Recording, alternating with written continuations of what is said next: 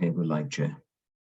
Thank you very much. So good morning, everybody, and welcome to the Economies, Residents and Community Scrutiny Committee this Monday morning, the 12th of December. So we've got a very heavy agenda today, and we have lots of officers and councillors in the meeting today. So if I could ask officers to introduce yourselves to everybody when you first speak, that would be really helpful. Thank you very much. So, Wyn, the first item on the agenda is apologies. We have some apologies this morning. Absolutely. I've not been advised of any. Rachel, have you got any? I've got Councillor Jackie Charlton and Councillor Sandra Davis. Okay, and I've heard from Tom Colbert. He is not going to be here today. Brian is possibly going to be late, and I think that's it. Yeah. Yes, I've had an email from Councillor Brian saying he will be late, Chair. There we are. Okay. Any disclosures of interest this morning on the items we've to discuss? Oh, sorry, I can see Gary's got his hand up. Apologies. Councillor Gary. No, I was just putting my hand up for item 2, actually. I don't know if it counts, but obviously I sat on the development group for the shared prosperity, the sort of working group within the council, but I definitely will be involved in a community or two that are going to bid in to this one, so I don't know if that makes any difference. And I'm also on the Growing Mid Wales sort of stakeholder group as a PAVO representative. Looking through the items relating to that, I don't think there's any prejudicial elements to that item, but I'm not sure about the shared prosperity funding. Okay, we'll take advice from Wyn and Rachel there.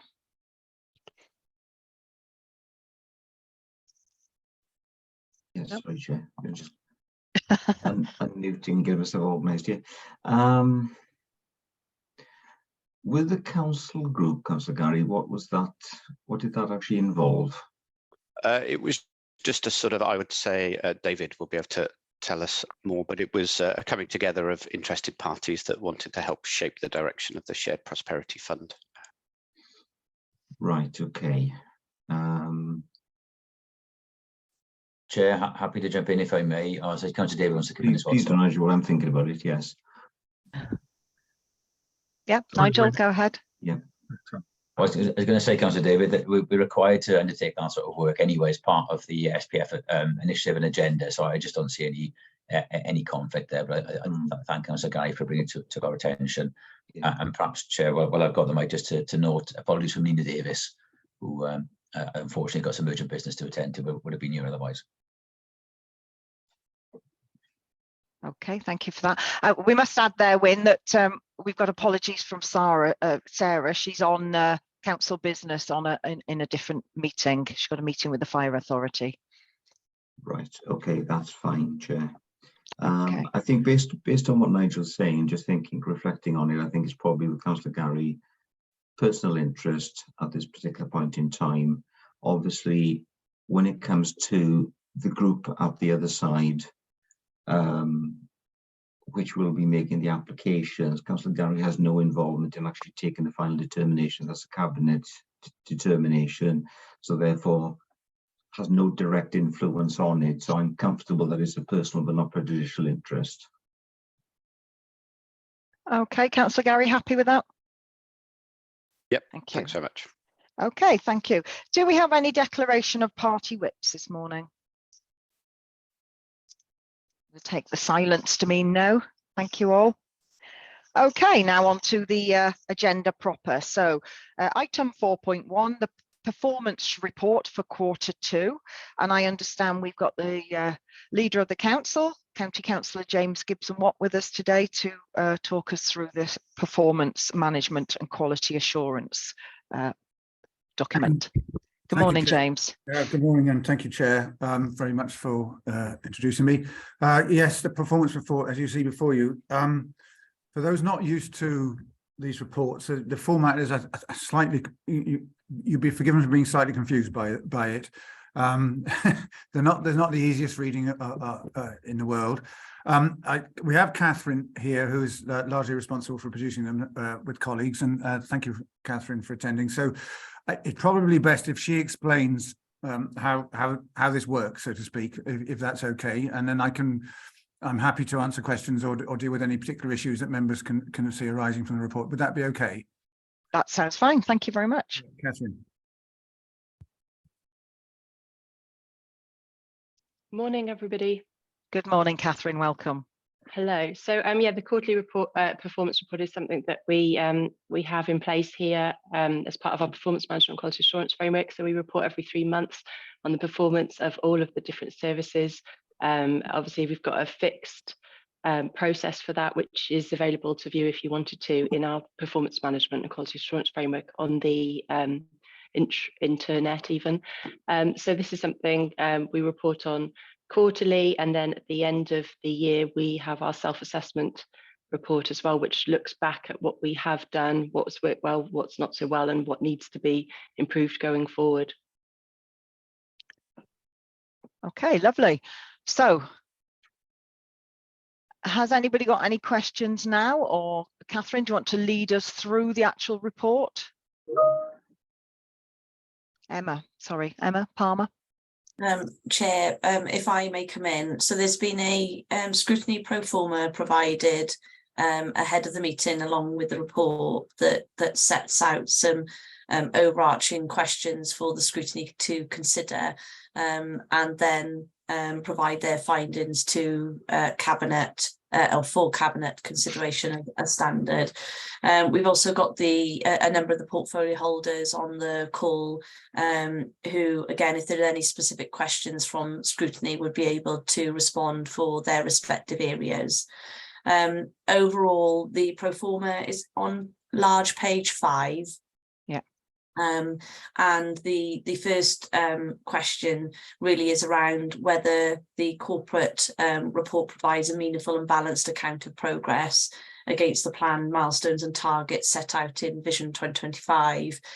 You'll be aware that we are still working on Vision 25, or the delivery of that original plan that was set by the former administration, whilst we continue to work with the new administration on stronger, fairer, greener. Currently out engaged on that at the moment, and that stronger, fairer, greener report will come before council in the new year. So how well are we doing? How do we know what and how can we do better? And basically is the commentary written in plain and understandable language. Then moving on around the content and the quality. And so it refers to, is the content and quality of the reporting appropriate and sufficient to provide the organisation with assurance about the work that has been undertaken? Does it speak for itself clearly and demonstrate if we know what we're doing the right thing and in the right way? Then we move on in terms of what we call BRAG rating. So we have a performance management and quality assurance framework in place.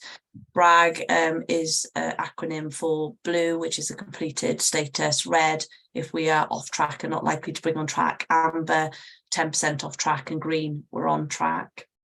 And do they align with the narrative? So each of the services will have set out their achievements for the quarter, any issues that they've identified in the quarter, and the associated actions for taking forward the improvement that is needed.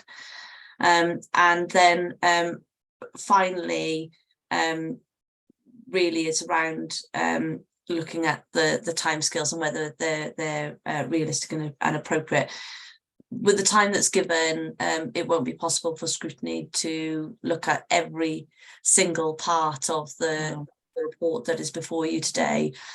So there may be particular areas that have just drawn out from a scrutiny's initial reading, where they may have some questions around the documentation, or alternatively where we want to look at maybe exception reporting and focus maybe where performance isn't where we would hope for it to be on red, but or a mix. But the pro forma should hopefully assist with the session.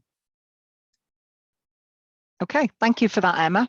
So over to my committee then. So having looked at this performance report, that's the embedded document, and we've got that little chart there within it.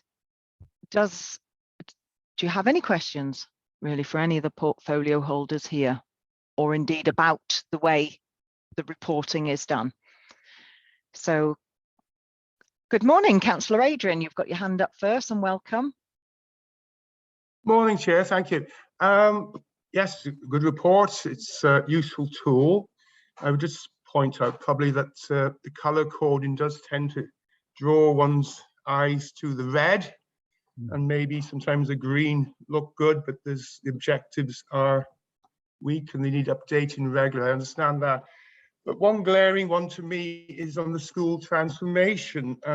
There's a measure in red which has not been achieved. It says by 2025 we will close 20 schools, and one school's been closed, and there's an explanation of that. But I'm surprised, so this is probably a question to James, that the Cabinet haven't altered that one. Thank you. Yeah, yes, really interesting, Adrian, that you, oh, sorry, Chair.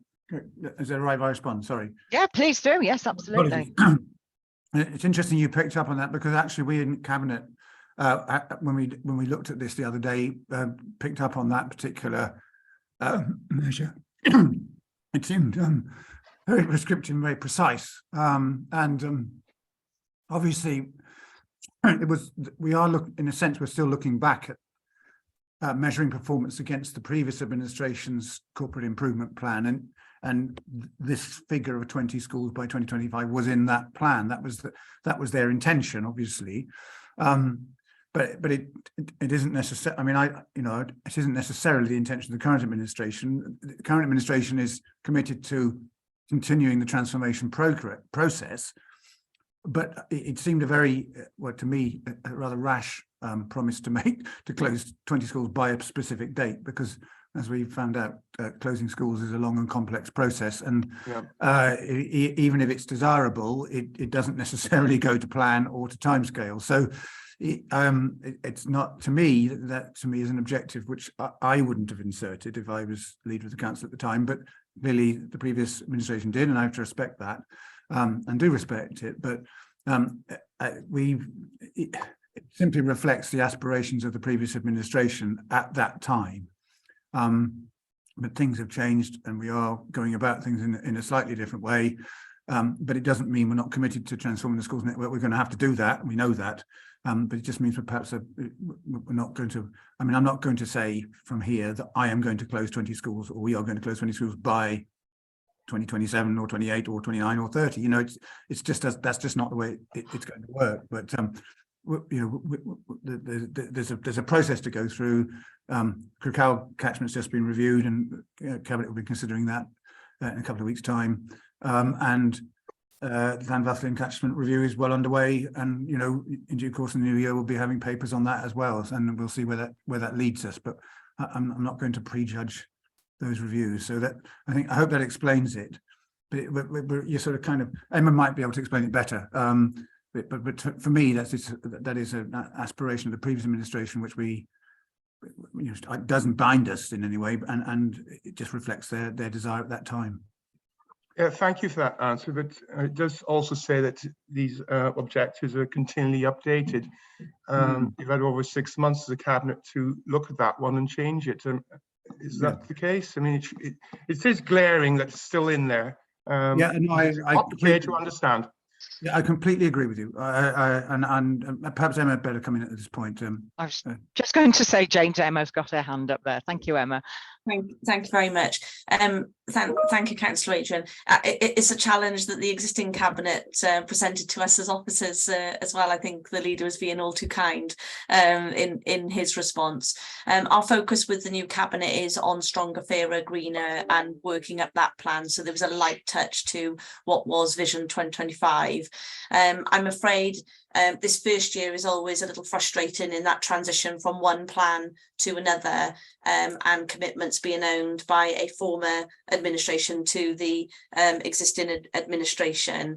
But we will be in a position whereby when we're reporting in the new financial year against the new corporate plan, there would be a different approach, because as the leader has said, this is reference to the former cabinet that were in place, and there was a programme set out that we need to deliver on against that programme, and so it's just an honest position of where we're at against that original intention in that quarter. But this year it is tricky because of that shift following elections. You'll find it every 5 years we have an odd year.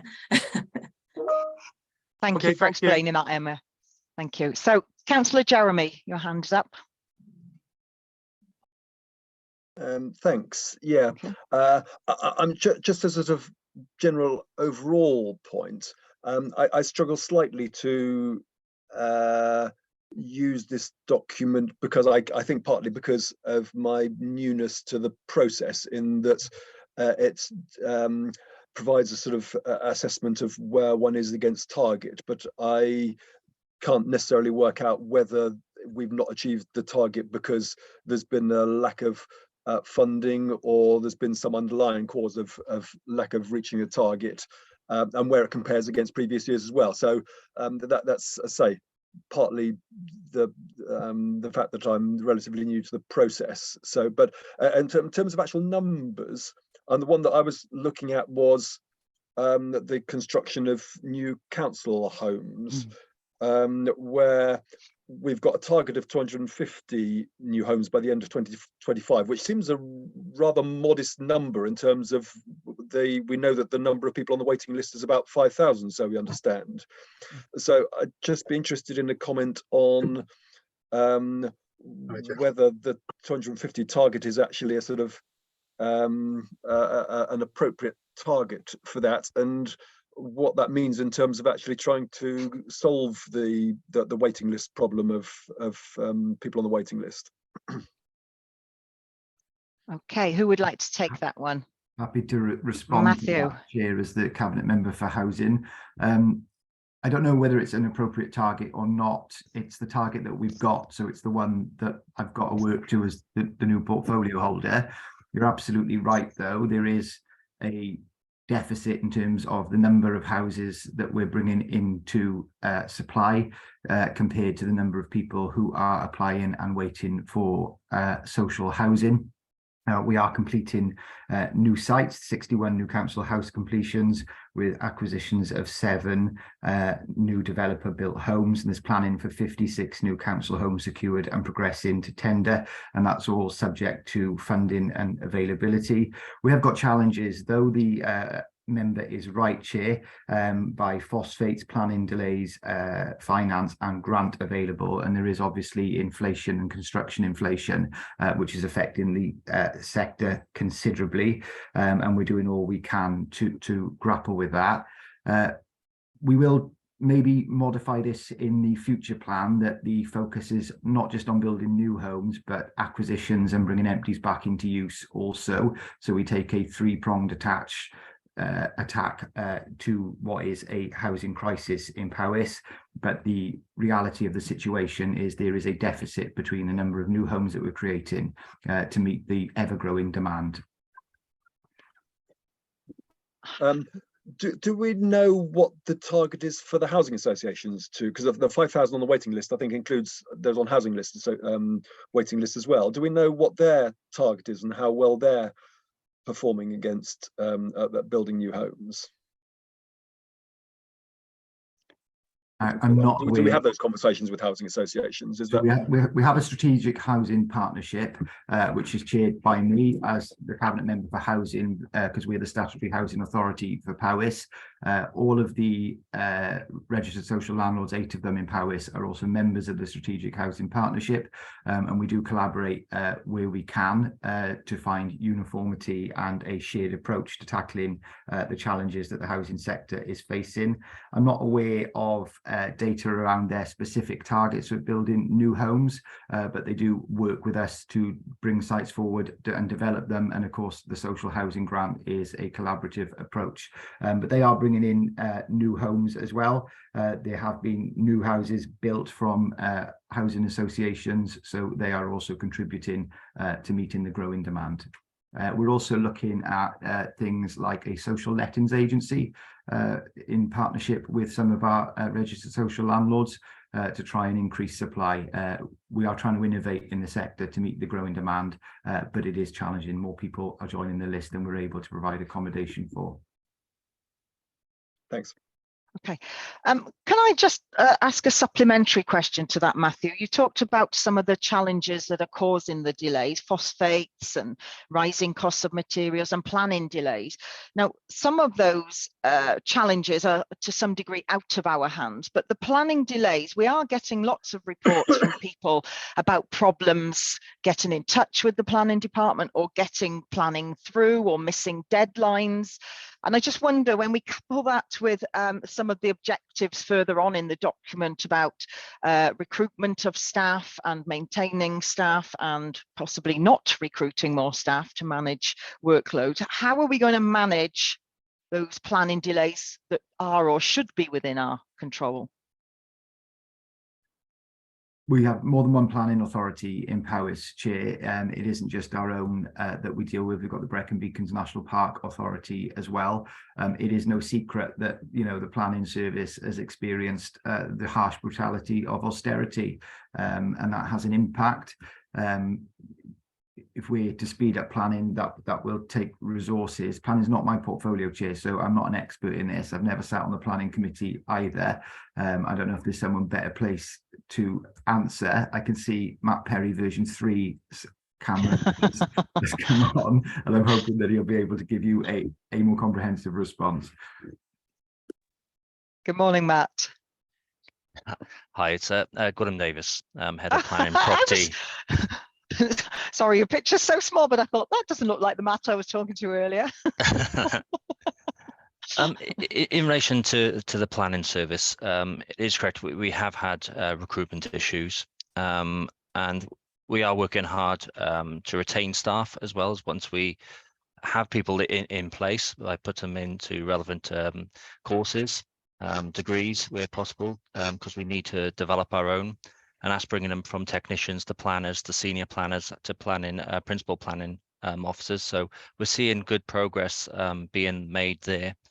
But the fact that we have lost our planning staff to the private sector, to the planning inspectorate, and in some small number to other local authorities, is having a big impact upon us. And we are putting a working action plan together to try to address that issue. We're also trying to bring staff into the office so that we develop a team, because, you know, when you've had between, I think, around 70% staff turnover over the recent years, increased, including the COVID, where people aren't coming into the office, planners rely upon interaction with each other to develop. You know, you need that mentoring. So we are working on that, bringing people back into the office for, to start that development and mentoring process there. And we are seeing application numbers and enforcement cases actually going down. So it's going in the right direction. But that said, this is a big work in progress. We're not where we need to be, and I acknowledge that. But it's going to take a number of times to bring everyone into the office, develop them, and retain them as well, which is vital, and that's by creating the right environment. And I believe you know, we will get there, but it is a work in progress, because the last few years have been very difficult, and we need to develop that team. We're also undertaking development with agents, planning agents, so to improve the quality of applications coming in. That will make a significant progress, because if you've got better quality applications coming in, it means that we can speed up the process. We're not negotiating as much as we are currently. Again, that will hopefully drive down the determination timeframes, which is a big point for me. I hope that's of assistance, Chair. Thank you very much. Jeremy, does that help to your original question? Yes, thanks very much. Okay, thank you. Thank you very much. So, Councillor Gary. Thanks, Chair. I guess just a few general comments coming back to really what Emma sort of mentioned that we've sort of been set some questions, and the first one is there enough sort of detail provided in the corporate performance report? And I guess one thing that we've sort of generally discussed that we've struggled a bit with, we are the ERC Scrutiny Committee, but the corporate report includes the whole of the sort of council, and obviously rightly so, but we've perhaps lost ourselves in all of that detail. And I do wonder if there's, and I know there's Rachel and others are going to think about it, but whether there's a way of restructuring that so when we see it, we see the bits that we should be generally interested in. And as Councillor David mentioned, that we're in danger of going off track a little bit. So just think that that's useful. Sorry, can you all hear me? My internet has frozen. Yes, I can see Rachel's, sorry, Emma's hand is up. Would you like to come back on that, Emma? Yeah, absolutely. There is a way that we can refocus the report just for this scrutiny. I've asked Catherine separately, Councillor Gary and Chair, to work with the committee so that you can understand how to do that, and that allows you then to retain the focus that you're seeking. There's significant amount of information in the Power BI report that is included within that, and there's a way that we can literally click on the economy services, or the breadth of this scrutiny, so then you wouldn't necessarily be focused on learning skills, health and care as an example. So we'll work with you to do that, but I appreciate this is the first time for many, so we'll get through it together. Yeah, no, I think that's really positive, and we know that we're learning this process as well, because obviously as Councillor Adrian mentioned, what it does tend to do is drag you towards the red ones to go and have a look at. But actually, I guess I was interested with your opening sort of comments, Emma, around what you would understand a red status to include, and you sort of mentioned that that's one that is potentially looking at irrecoverable status. So that's quite a significant point. And I guess, okay, we're clocking that, and if that's the case, we have to gauge whether we've got the drive, the ambition, the resources, the skills to bring those back in. But I guess what that makes me worry about more is those that are in amber and have that danger of slipping into red, because amber, we think we can turn them around and we can shift them. And in the current sort of report, 20-odd% are in amber, and that's acceptable at amber, but it's not acceptable if they start shifting towards red. So I suppose that just helps us understand almost where we're gauging the risk. So thanks for that.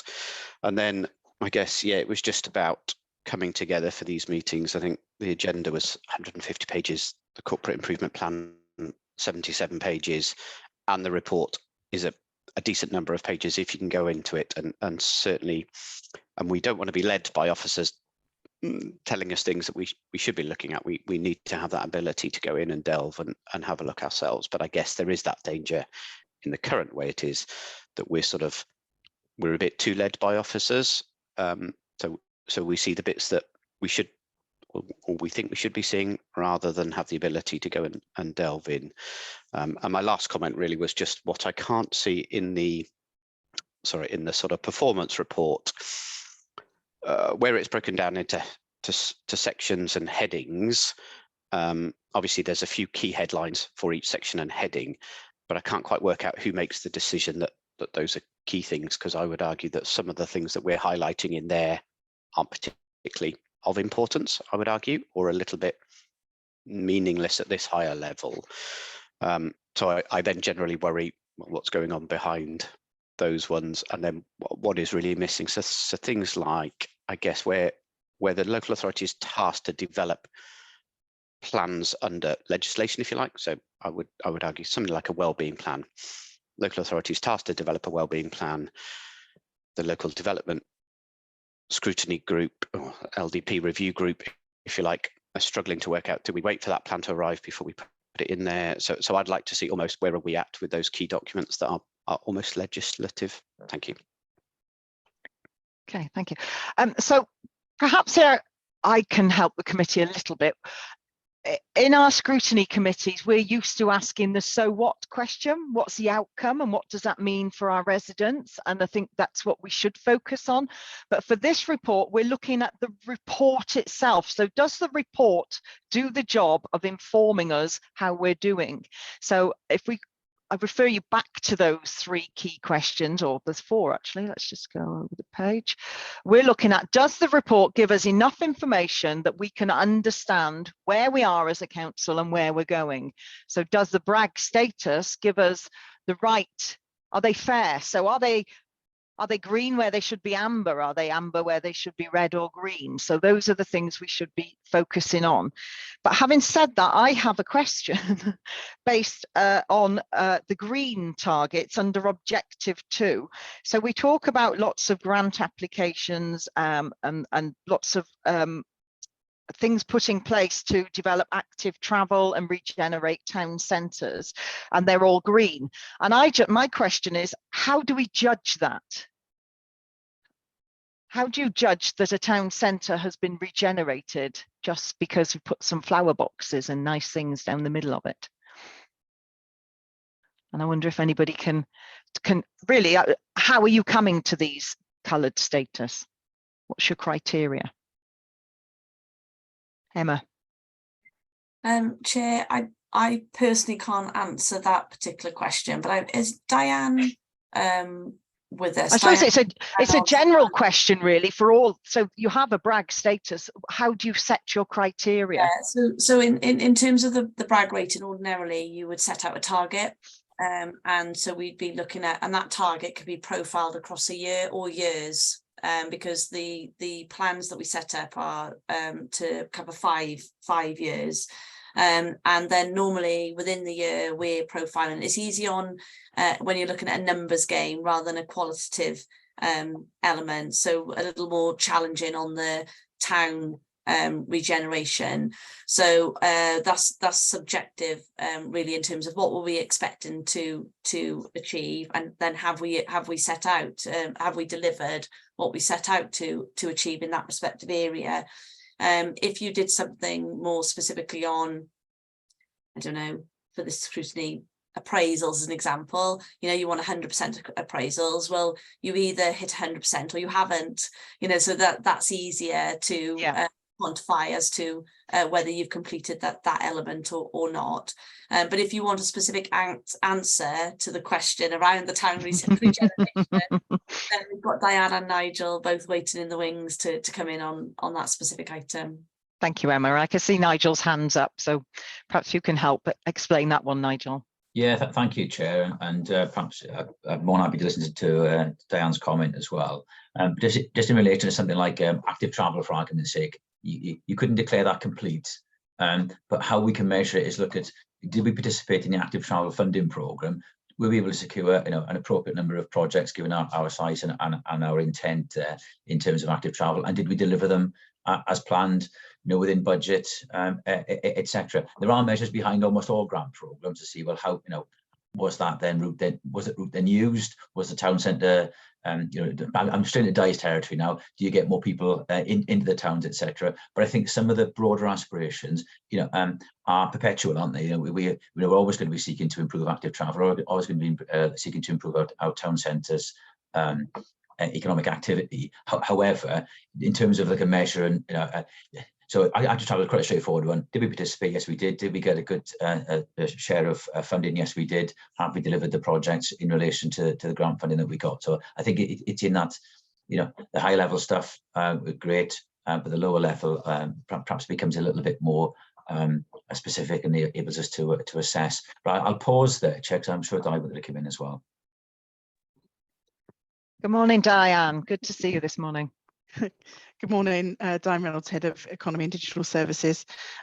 Yes, just to comment, we have a full programme of development under the Transforming Towns programme.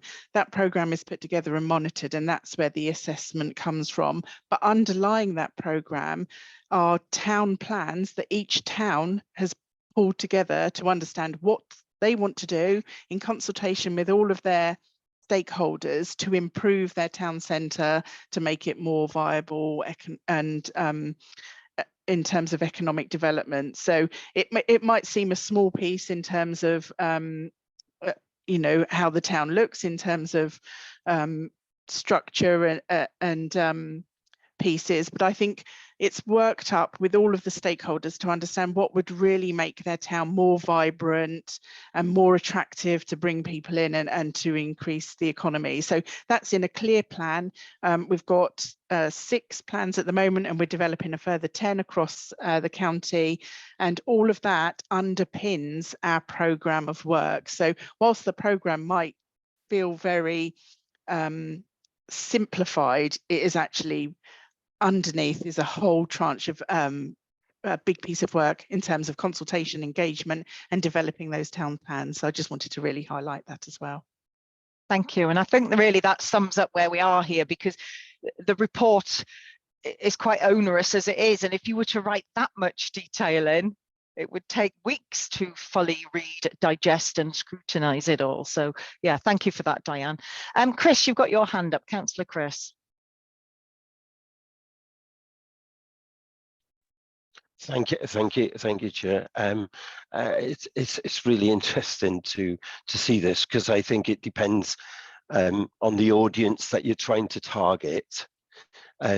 Depends what information you need to give, and it just shows the scope and the scale of this committee and scrutiny committee, that we're dealing with such a wide workload as a part of it. Echo some of the sentiments that some of these reports are quite large and they take some digesting to go through. So my first question is in relation to what Councillor James, the leader, had mentioned, is that going forward, are you looking to potentially change the layout of this report in relation to the Stronger for a Greener agenda, so that we'll have a different presentation? And if that is the case, are you then going to be able to show how that would potentially look as a format, to see whether that's going to address our needs proactively, rather than be given something that we've then got to get our heads around as a part of it?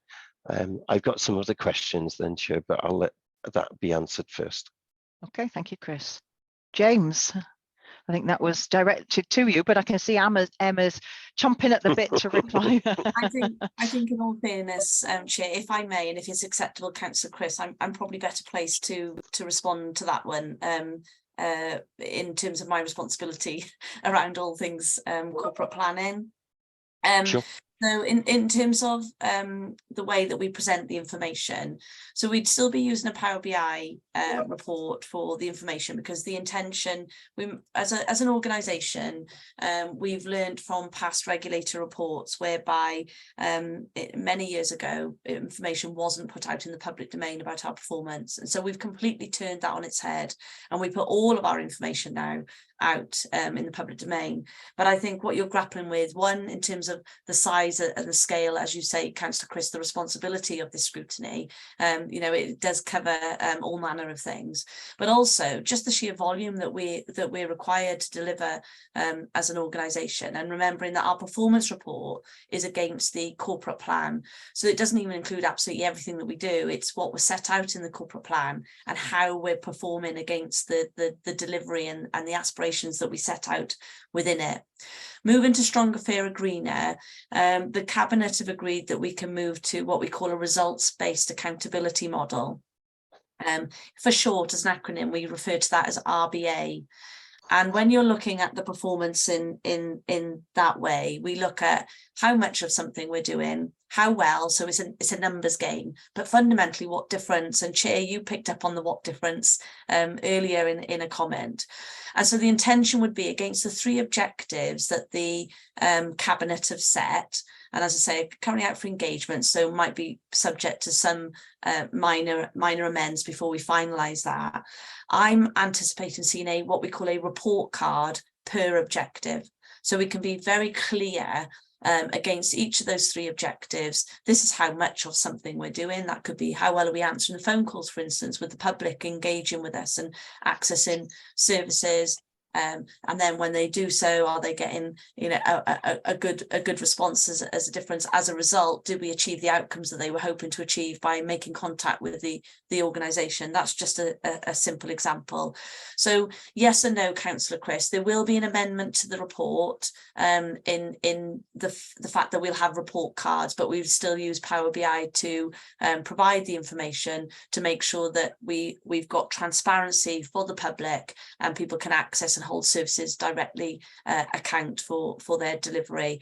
But what I will offer, if it's helpful to the scrutiny, is further training, because it will take some time to get into this. So in terms of the report, essentially, what have we said that we will achieve as an organisation? How are we doing against it? And have we made the difference that we were expecting? And then we can apply that to things that are of interest to the public as well. So hopefully that helps, Councillor Chris. Yes, it does. Thank you for that. I think the offer of awareness training around that would Definitely be helpful. So thank you for that. And I'm sure other members of this scrutiny group would be grateful for that. You mentioned about performance. If I could come in with some further one, I'm going to jump to the workforce section, if I may. I note that the cumulative sickness levels has increased from Q1, and in particular areas of interest. Is this within the norm, or has this increased unduly?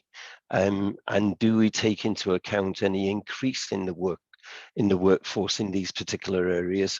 Because the more staff that we have, the greater that sickness level could potentially go up because of just the cumulative numbers. And I just wondered whether that had been accounted for as a part of that on there. Chair, we've got Paul Bradshaw on the call now, who may be able to assist here, and also Councillor Jake. But Councillor Jake wouldn't necessarily know the detail, with all due respect, in terms of the way that we calculate elements. So Paul's probably better placed to respond to that one, Chair. Yeah, can you hear me, Emmet, or Chair? Yes. Yeah. Good morning, Paul. Welcome. Morning, Chair. We did see a slight increase at the end of that particular quarter, but when we looked at a rolling 12-month programme, and when we look at where we're at, we don't actually expect to see an increase across this financial year. So we're not expecting an adverse kind of position. I've seen some data that compares Powys across Wales. It's not formalised yet. It's any kind of information shared between local authorities that tells me Powys is placed reasonably well against the other authorities. We're normally in the top quartile, and I'd expect Powys's kind of attendance rates to be either in the top quartile or certainly in the top half. So I'm not unduly concerned, although we are obviously watching the sickness statistics. I think the second half of the question, I think the council was asking about what services are doing to respond to sickness. So if there's any services here that could speak to that particular matter, you're obviously welcome to. Okay, well, no hands up there. So does that sort of answer your question at all, Chris? I'll leave it for now. Just then, the one other question I've got in this part of it, it's regarding mandatory training compliance. Again, I see that one of the areas which is the poorest compliance is about cyber security, and yet that's one of the biggest increases in people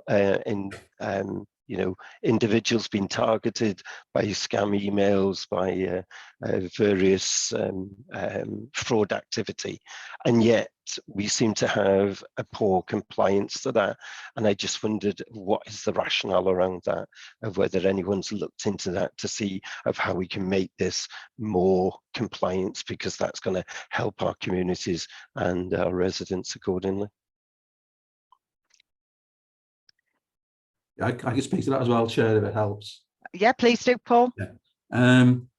We have 6 manager training courses, and there's one of them that needs to be done every year. So the others are done once every 3 years.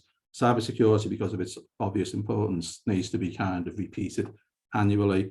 What we're seeing is it hovers somewhere around about 72, 73, 74% completion rate.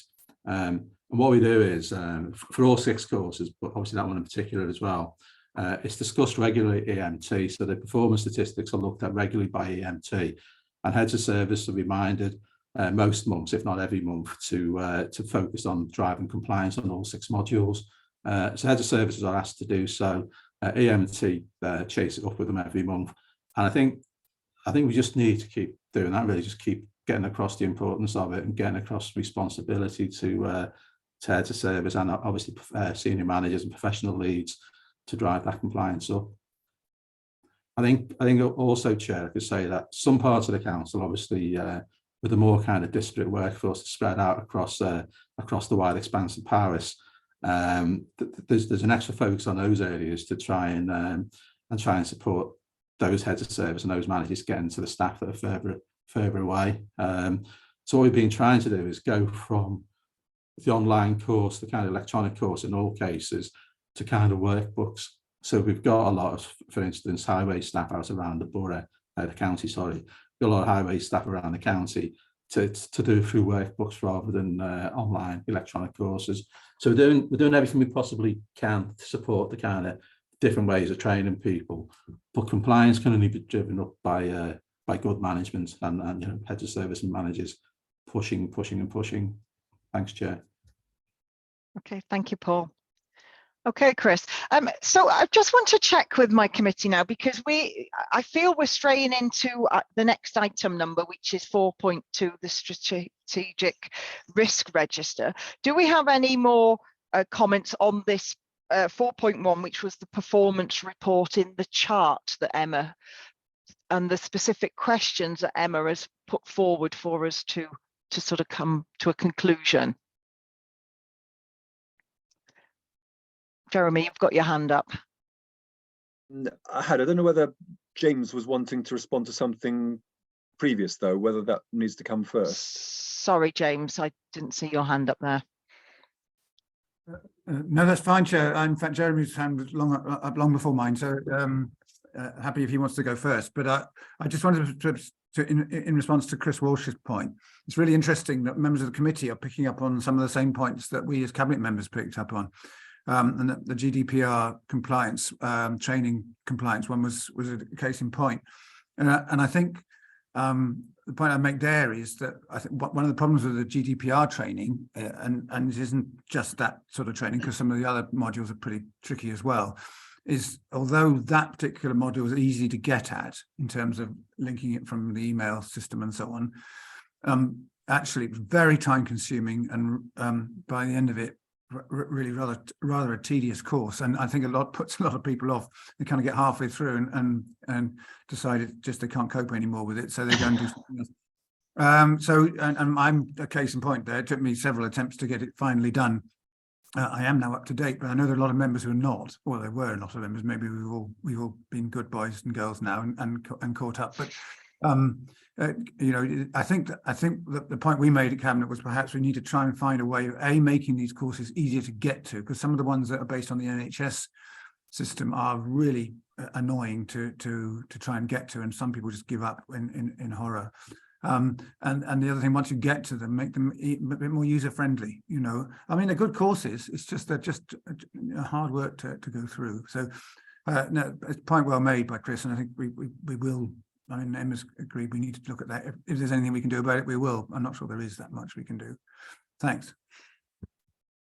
Thank you, James. Jeremy.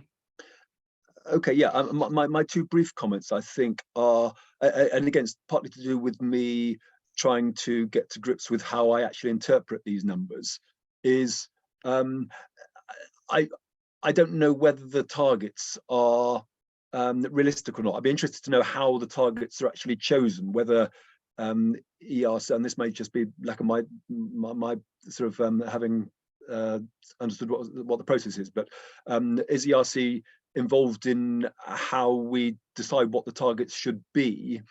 or what is the process for deciding targets? And secondly, it'd be very useful to have comparison against other local authorities, because again, just saying a target is this doesn't really provide me with any background. I know that it's very difficult comparing powers against other local authorities because we are so different in many ways, but to have some sort of more global comparison would be useful to know whether we're actually sort of performing well or badly as a local authority. Yeah, I think that's a very good point, Emma. You've just put your hand up there. I think what I would say there is that I think, Emma, you've described how you would like this to work in the future. And I think that the how well are we doing, how much or how many of it are we doing, and what difference is it making is a better format for this committee to get its head round. Showing us this report and just asking us to say, does this report tell us where we are today, is a little bit out of kilter with our normal role, because we're making a judgment on the report, whereas actually what we want to do as a committee is make a judgment on the outcome of whatever's happened or been said to happen. So I think that's why we're struggling a little bit with this morning. We're having to make a judgment on whether the targets are adequate, when really that's for officers to decide their targets for their departments. But for us to say, well, for example, there was a target that's green. We're going to apply for some funding for flood defences, and it's green. Are there any flood defences in place? We don't know. This report doesn't tell us that. And do those flood defences work? Well, we don't even know if they're in place. So it's sort of meaningless.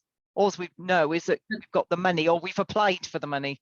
But the two questions that you've just asked there are scrutiny.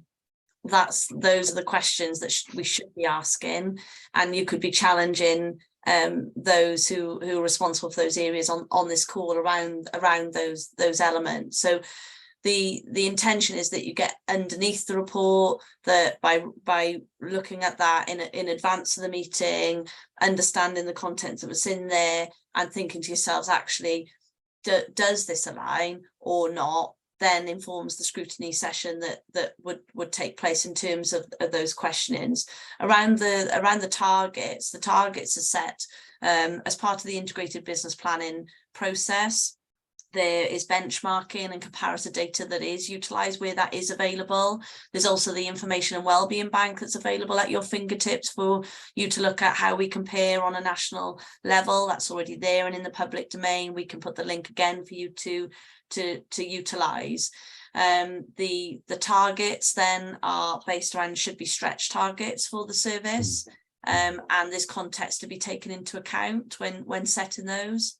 Ordinarily, they're set at the start of the plan, but then you would do your annual review, or if we feel that something has come left field and completely unachievable, then there would be a recommendation to Cabinet to make any amendments. And again, you would see those in such a report as there would be today. So I think the main thing really for this scrutiny is try not to do everything in one meeting on each quarter. You may want to deep dive on a particular area. So for instance, you've asked some questions around housing and the workforce in particular today, which are helpful questions to ask, and the observations that you've made. Next time you may want to focus more so on the economy element just as examples, or particularly in highways, transport and recycling, rather than trying to do the entire report in one session. And then for us as officers, I know Catherine's on the call, I think we need to reflect around the performer as well. And we'll take that as a learning curve for us as well, Chair, to see if maybe maybe we could feature more heavily on certain areas to help the agenda going forward. Between us, we'll get there. Thank you, Emma. I've got Nigel's hand up, and I've got Carl wanting to ask a question, I'm assuming. So Nigel, did you want to come in at that point? Yeah, thank you, Chair. I was going to say a lot of what Emma said, so I won't repeat it. But very briefly then, if you look at, you obviously raised the issue then of flood defence work, and that's fine. But again, there are dozens of projects behind all this, and more than happy to bring that information here. So should the Scrutiny Committee want to do that, or pick on any of the areas of activity. Just a quick comment, and it's praised to Emma and Catherine. Actually, I've dealt with performance for quite some time in local government. And I think it's a really excellent source of information. The challenge I think we've all got, it's almost so vast. So I think Emma said she'll look to bring cut that back and see if we can get more targeted stuff, which will be fantastic. But in the meantime, rather than try and deal with anything here and now, if there are any queries or questions, let's say the flood alleviation work, for example, if Scrutiny want to have some information on that, no Matt's on the call, Matt and the team can simply roll it off and send it on. I'm going to wait for the meeting to share that information, and then you may wish to go back and and query some of the activity in a bit more detail, as is the gift of the Scrutiny Committee. What I would say, though, in general terms, if we applied for the grant and we secured the funding, those projects are then successfully delivered, we'd be reviewing this differently if we were failed to deliver the projects or significant cost overruns, etc. That is an area, as it turns out, that I think Matt and the team do particularly well, but again, never enough funding. And a bit like the commentary about travel, it's endless really. We could continue doing flood alleviation work indefinitely. I'll pause there, but I won't repeat what Emma said as well, which I certainly support. Okay, thank you, Nigel. Councillor Carl, Vice Chair, would you like to come in, please? Thank you very much, Chair. I do apologise, I missed the beginning of the meeting. I just caught Councillor Adrian's question. I think it was around schools. The report shows that there's 20 schools that are primary schools that are lined up for closure, and one of the two for this quarter have been earmarked for closure.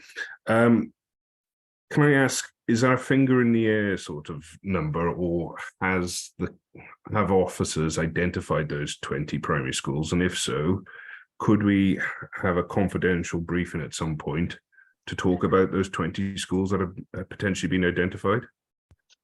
Can I just come in there and say, I think we're probably straying now into learning skills. Am I right? I'd like some guidance there. I mean, it is a massive document. I know it's got all areas of the council in it, but we've got to get through quite a lot of papers yet that are relevant to ERC. So indeed, but it is in the report for us to scrutinise, and I would like to scrutinise. I would like more information on that if possible, Chair. I do agree with Nigel, it is a very vast report and it does need screwing down, and we need to pick what we want out of that, and we have that gift is being put upon this committee. Flood defences, of course, is very much at my forefront at the moment in my area, and of course down in Ustragan Lice as well, and other areas of Powys. But yeah, I would like a bit more detail around those 20 schools if possible, please. Thank you. Emma. Chair, you're quite right. So that this report is the same report that goes to all the scrutiny committees. So the Learning and Skills Scrutiny Committee will draw out the elements related to the report that are relevant for their committee around education. And then the same with health and care. They'll draw out the elements that are relevant within the report for health and care. Right. Okay. Can I ask then, Chair, through you, if it's not relevant to this committee, why is it in the report? Well, because we're scrutinising the report that is going to Cabinet, which is the whole report on the performance of the council. And as was explained to us in our pre-meeting, we're supposed to tease out, this is the challenge we've had as a committee, and that we've had to tease out of a huge report the elements that were relevant to this committee. I think that's what's caused us all quite a bit of stress, because there's been a lot of stuff in there not relevant to this committee. Right. I think in summing up this section, because I'm conscious that we're running out of time and we've got other documents to review that I think will help us get more into the nitty-gritty. I think that as a chair, I welcome Emma's proposals to change slightly the format of this reporting. I also welcome very much the opportunity for us to have more training on how to drill into this information. This is a starting point for us, mostly new councillors and certainly a new member and a new chair of this committee. So we're at a base level here, and I'm quickly learning here that we've got to sort of get a bit slicker at working out how to drill down into this information. For my question about the report as a whole, it was massive. It was a lot of information for us to digest, to learn, to try and pull anything out. And I'm not sure that we've achieved that here yet this morning. But my question is, how much work is it for officers inputting their information into this document? Is it a daily working document, or are they having to find the time to do this? Because I question, with the decreasing manpower and all the stresses that we're going to hear about in the finance report, is that good value for money?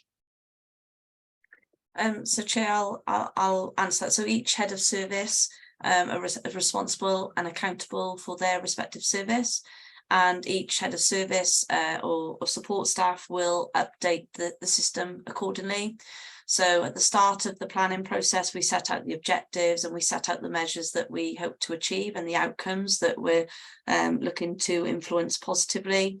And then quarterly, we are expected to put an update. The reality for us as officers, we put in what the achievements are in that quarter against each of the objectives, any issues and any actions, and that's narrative basically. So these are the things that we have achieved in the quarter. Then centrally, that is pulled together by our corporate team, pulled together as one, and then they will draw out some of those achievements into the overarching performance report. And then they also referred to the REDs, which Councillor Gary referred to earlier, which are the bits that are off track. So the report has to be balanced by nature. It would be inappropriate for us just to pull through all the positive aspects, and so hence why we try and pull out both the good and also the areas that we've got some concerns, so that we're held publicly accountable in relation to that. We've made the system as efficient as we can with the skills and expertise that we have within the organisation.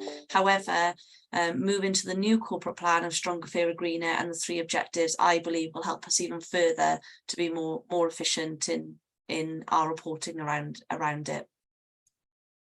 Okay, so it's fair to say then, although we found it challenging, it is your daily, if not literally every day, working document, and officers are more familiar with its format.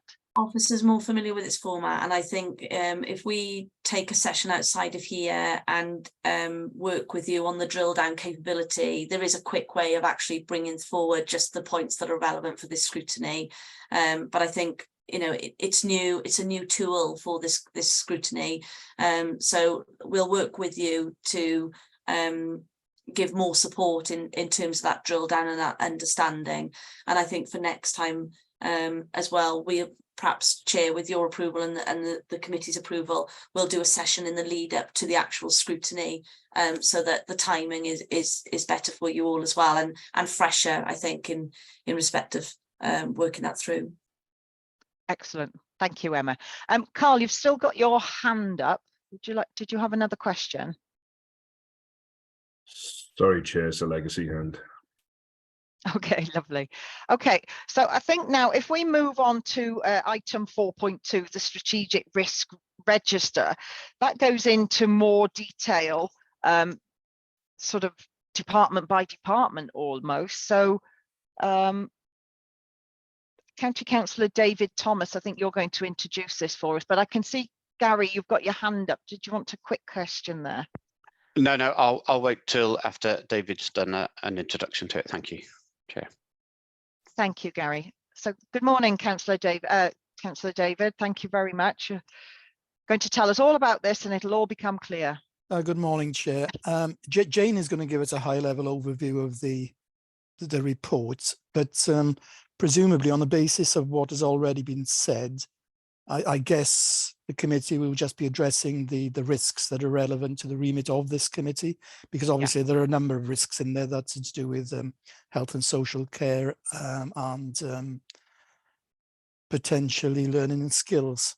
And those, I guess, will be addressed. Any queries coming around the actions and mitigations within those risks will be addressed by the heads of service who are with us today. So with that, I'll hand over to Jane, Chair. Thank you very much, David. Good morning, Jane. Good morning. Yeah, so I'm not going to spend too much time on the actual report because I think it's important that members then start to look at some of the specific risks. But strategic risk is reported to Cabinet and to the Audit Committee on a quarterly basis. The report that you see before you gives an overview of mainly the elements that feature on the strategic risk register. So each service holds its own risk register. And then when items need to be escalated to the corporate risk register, there's a process that is gone through in order to do that. So each service updates their individual risks on an ongoing basis. So there are you set a review date when you set up a risk, and then that triggers a review, and officers would put in any action. They would review the scoring of those risks. And you see the score reflected in both sort of the inherent risk. So when you first identify a risk, it is scored. Then when you put the mitigating action in place to help manage that risk, you then get a residual score. So that tends to be lower than the inherent score because obviously you're doing something to deal with that risk and manage it. So the overarching report that you see before you is an update on the Q2. It looks at any risks that are being escalated to that corporate risk register. And then Cabinet and the Audit Committee, because Audit Committee have a responsibility for ensuring that risk is managed effectively, receive this report on a quarterly basis. And they then go through the individual risks and look at the action, challenge, question, and so forth. So for this committee, it is really to focus on the risks that you see identified in the various appendices that you have here, and to actually ask any questions or challenge those individual risks that relate to this committee's remit and the services that you cover. So I will hand over on that basis to see whether there are any questions on some of the specifics, and each head of service will be able to respond. Thank you, Jane. Wynne, I can see you've got your hands up. It's just to help the committee chair, just bring having a quick look at the appendix. It's big pack pages 23 to 30 and 32 to 37. I think you need to focus on. Okay, thank you, Wynne. So, Councillor Gary. Thank you, Chair. And yeah, thanks, Jane and others. Actually, mine aren't delving into the devil in the detail here, but perhaps some sort of overarching comments, questions again. I think one thing I'm slightly struggling with on this one is we're now seemingly choosing to use a slightly different risk indicator methodology, as in colours. So we're using JCAD, whoever they are, and they've added a sort of catastrophic element into the risks in pink or cerise, whatever colour you might call it. And obviously, going back to our previous support that we're using a blue, red, amber, green, I think it would just be really helpful if we found a methodology that worked across the reports. There's some similarity, because I guess what I see now is quite a chunk of risks in that cerise, which is labelled catastrophic, and that is really going to draw me into those to go and delve into them and see what's happening. And then I can do I can do that at the very high level in this report, but what I'm then struggling with is if we're identifying risks as catastrophic, to me the control measures that we're seeing in that report are woefully inadequate to try and address some of those risks. Now, I'm not saying there's not huge amounts of work and detail going on in the background, but I can't see that from this report. I'm seeing very one-liners in the control measures, whereas there's been a lot of detailed information in the risk. What is it? What action have we previously taken, etc., etc. And then when I look across, right, what are we going to do about it? I'm seeing one-liners, and that generally doesn't give me the information that I'd like to see. Thank you. Okay, anybody want to pick up on those comments, or shall we move to Councillor Adrian? Jane. Yeah, just to pick up on the use of the word catastrophic, it is quite alarming, I agree. And I think that's based on the actual system that we use currently. So your highest level of risk is actually reported with the word catastrophic. catastrophic. So it doesn't necessarily mean catastrophic in its true tense, but it is sort of highlighting that those are the most serious risks in the organisation. So just use the word catastrophic with a bit of a caveat, otherwise I think they can be a little alarming, to say the least. Thank you. Yeah, just to sort of explain the heat map there, it was in the appendices, wasn't it? It was shown how the heat map worked. Not really quite sure why that struggled, but I mean, yeah, I think, as you say, the colours, I think pink being the worst, red, so on, it is a similar situation to the Bragg traffic light. Personally, I found the numbering more complicated. It would have been easier if they were sort of 1 to 10, and then you could clearly see, but obviously going into double figures, and I think there's a double prong, did you say, numbering system in terms of the level of risk and then the outcome of that risk or something like that? Yeah, if I can just sort of pick up on that, Chair. Basically, you score a risk based on its probability, but also its impact. And that's where you get the grid in terms of it. So it's how likely the risk is to occur. So that's just scoring up the one acts on that heat register. And then you get the impact.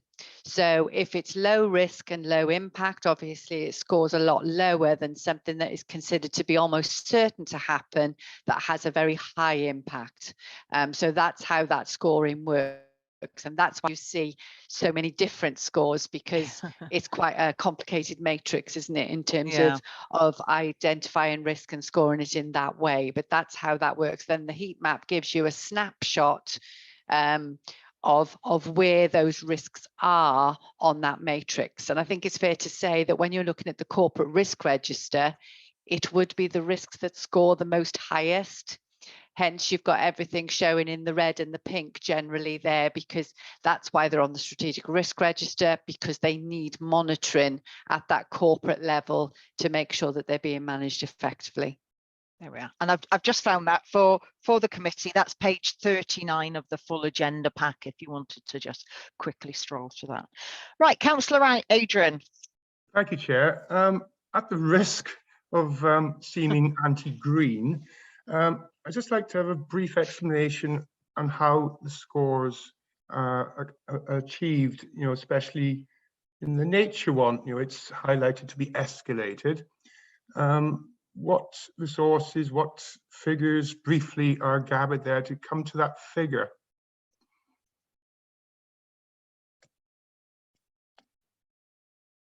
Who would like to answer that? I'm happy to answer that, Chair. Okay, thank you, Matthew.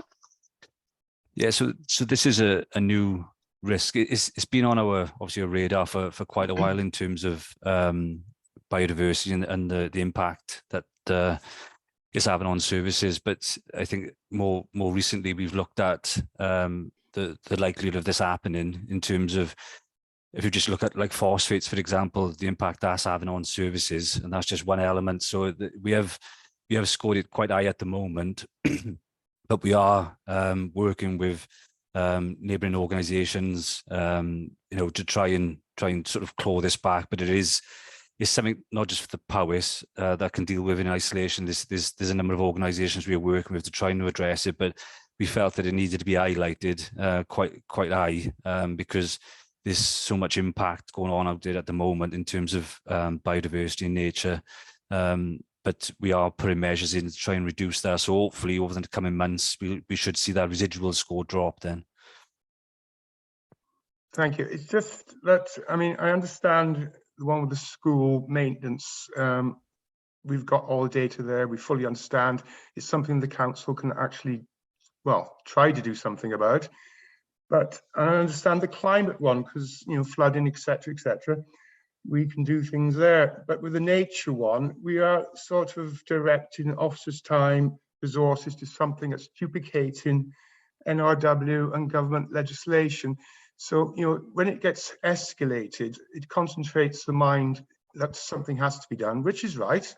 But when you're duplicating work from stakeholders, outside bodies, I just think maybe if it's just left at risk and that ticks the box. Do you see where I'm coming from? Yeah, and I think that's important to note that it's not just something specific for Powers to deal with on its own. It is something that we are working with in terms of NRW, the Wildlife Trust. You know, there's a multitude of organisations we work for. So this is specifically looking at how is impacting on council services and the ability for us to deliver those services. I go back to phosphates because that's one that's having implications on planning, our ability to bring in income through the sustainable drainage systems. You know, so it's all these different elements. So yes, I understand that. I do agree that it's not something we can tackle on our own. It is something that we have to work with in terms of other organisations, and I think highlighting it here just it keeps it on the radar essentially as to what we are doing. Thank you. Okay, thank you, Adrian. Councillor Jeremy. Oh, Nigel's just put his hand up though. Well, you wanted to come in there, Nigel? Oh, thank you, Chair. Just very quickly, just to note, we do have duties of our own as well in relation, as a local authority, we have, you know, an interaction plan, etc., etc. So yes, as Matt has said, it is very much in collaboration with others, but we have specific duties that we need to adhere to ourselves. So thank you, Chair. Thank you, Nigel.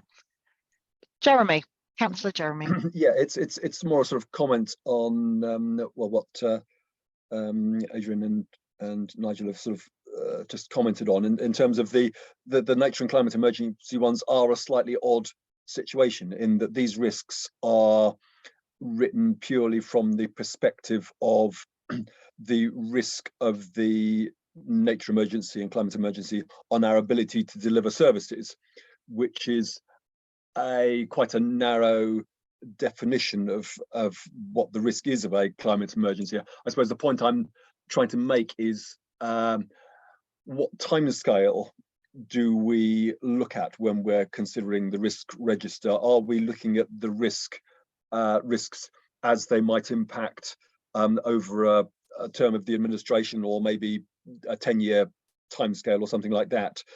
And if we were to, and how does this mix in with something like the Future Generations Act, where there are obviously conversations and concerns about how what we're doing now impacts on future generations?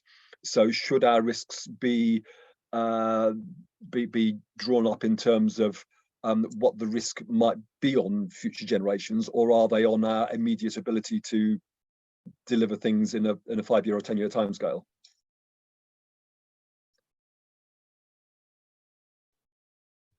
Matthew, is that for you or Nigel? Yeah, I'm happy to pick it up. I think there are some short-term wins, and as Nigel alluded to in our Section 6 duty, there's a number of actions in there that we addressing straight away, which we have to report to Welsh Government on. But as Councillor Jeremy said, there's some things that are going to be measured over a number of years, because it will literally take that long to try and address it. And one key thing that I'm keen to ensure is that what we're putting forward is measurable, and if we are seeing tangible improvements, because you can talk about a lot of things, but you've got to be able to measure that, you know, if we are making these improvements. So yeah, it's a bit of both, some short-term and longer-term measures. Does that answer for you, Jeremy? Okay, so I've got some questions without delving into each point by point, but a number of the, particularly in highways, Nigel, sorry to pick on you here, but we've got a number of targets that were slightly missed, or cost pressures where they were under recovered. And I'm guessing, for example, the overspend on highways routine maintenance. Would I be right in thinking that's down to the high cost, increasing costs of fuel? Because I'm wondering, how do we overspend on routine maintenance if it was routine and planned and budgeted for? Thank you, Chair. I think it's straight back to Matt, unfortunately. So, so Matt, if you don't mind. Yeah, so we have overspent on routine maintenance. A lot of it has been due to just demand on the network. We try and limit as much as we can, but we have got obviously statutory duties to repair elements of the road where we feel it is a danger, and particularly with the flooding, we're noticing more and more impact that's having on the road network in terms of deterioration. So I've spoke to the managers, and they are really tightening up as much as they can, but some of it we've got to do. But so actually it's the word routine that is a bit misleading there, because sorry. some of this may be emergency repairs or other. Okay, that sort of explains that. And the other one, the overspend on green waste, I was confused about, because I understood that in households and businesses had to pay for green waste collection. Yeah, so we are considering it, well, not considering, but we're going to have to increase the charges to make sure that we're not subsidising that service in any way. So that's going to be reviewed. There is an income target on the green waste service, so that's something that we have to try and achieve as part of our savings. But essentially, we are going to have to look at increasing that. I know other authorities going out to consultation to increase it up to even as high as £50 per year for a fortnightly collection, where we're in sort of the mid-30s in Powys. So it's something that we are going to have to look at. But essentially, that's what it is. We need to charge more. Right, okay, so it's not full cost recovery. So my questions really are, in balancing the books financially, how do we do it when if we can't increase our workforce, if we've got struggling to retain our workforce, and yet we're not meeting our targets within our departments, which implies perhaps a shortage of workforce? And I think that applies across the board here, doesn't it? For the undermet targets are either down to work pressures or increasing costs due to food or fuel or other increasing costs. So I suppose that's the challenge for you all. Yeah. Any more questions from the committee? Councillor Carl. Thank you, Chair. Can I ask Matt, with regards to the green waste collections, are they currently going out of county now? Because I believe that the usual waste carrier has decided not to go ahead with renewing contracts. So does the green waste leave Powys now to be processed? I'm not aware of that. I know Porters were taking it from us, but that's something I will pick up with the team. But I'm not aware of that, Councillor Carl. So I will check on that. All right. Thank you very much. Cheers. And Councillor Adrian. Just a comment, really, Chair. The risk scale sort of thing, how we score it and whatever, is useful. This is a positive comment. It is useful because it does give ammunition, if you like, for something like Matt Perry then to go and say, look, we know there's a risk from climate change. Flooding is going to be more occurring more.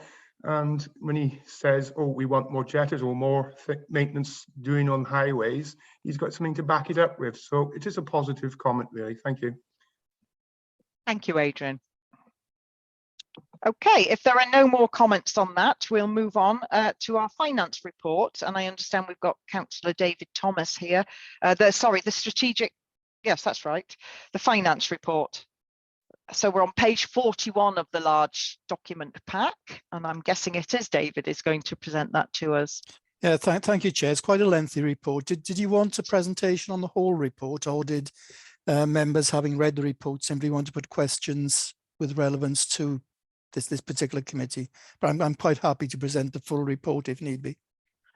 I think if you'd like to just present the highlights or lowlights or just some key points, that would be quite useful. Well, I'll present what I've already prepared. Right, so this is the financial forecast for the year ended the 31st of March 2023, as at the 30th of September 2022. The current economic situation is continuing to impact on the council finances. Cabinet considered a report on the 27th of September 2022, which set out the financial challenges facing us, both in the current financial year and on our budgets for future years. Rising inflation is increasing the financial pressures on the council's budgets as costs for food, fuel and energy all increase. Employee costs are set to increase significantly as the pay bodies negotiate pay awards for teachers and other council staff. Rising costs are also impacting on our capital schemes as materials and contractor costs increase and the cost of borrowing becomes more expensive. The cost of living challenge is also impacting on our local businesses and residents, and this creates additional pressures on the council as demand for our services increases and as we deliver support for our residents through the various cost of living grant schemes.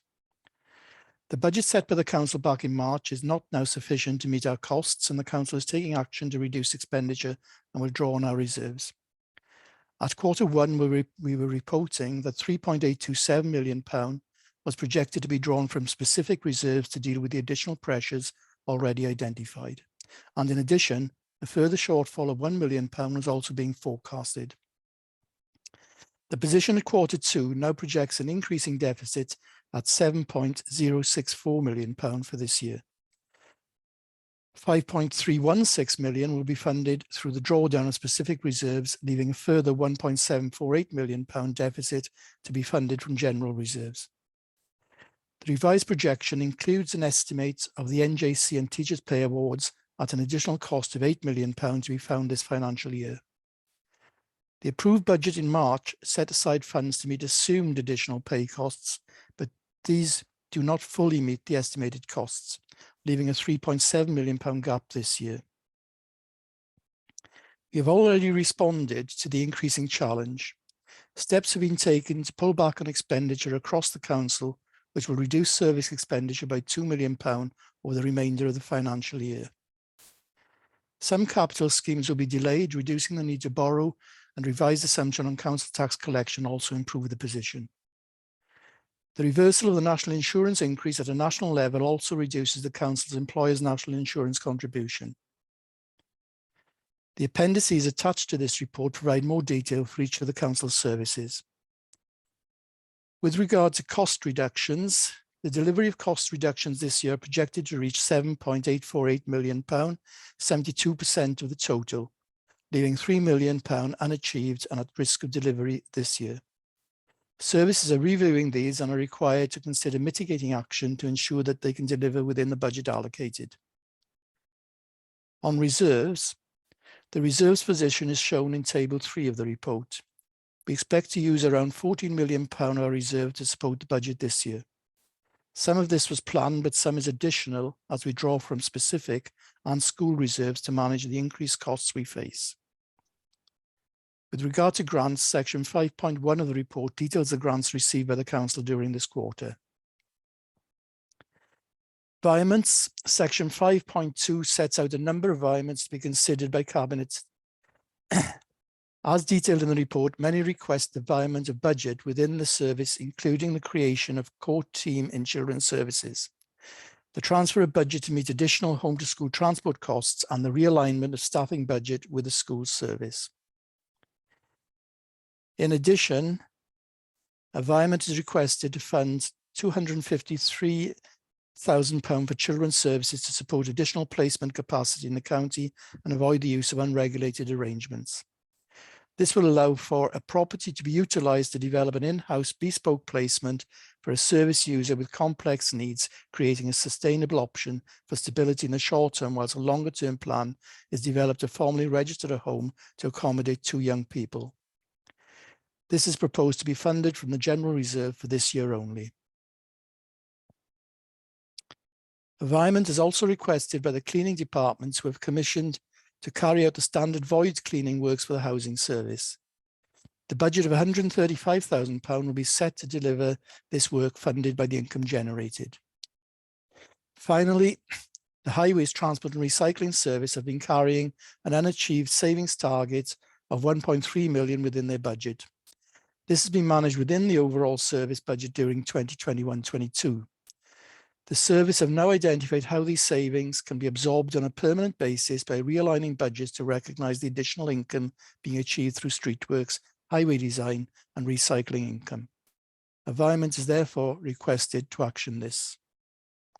If we look at financial risks, many factors are already impacting on our financial position, and the level of risk that remains is significant. Pay negotiations continue and risk remains as the value of the actual amounts agreed.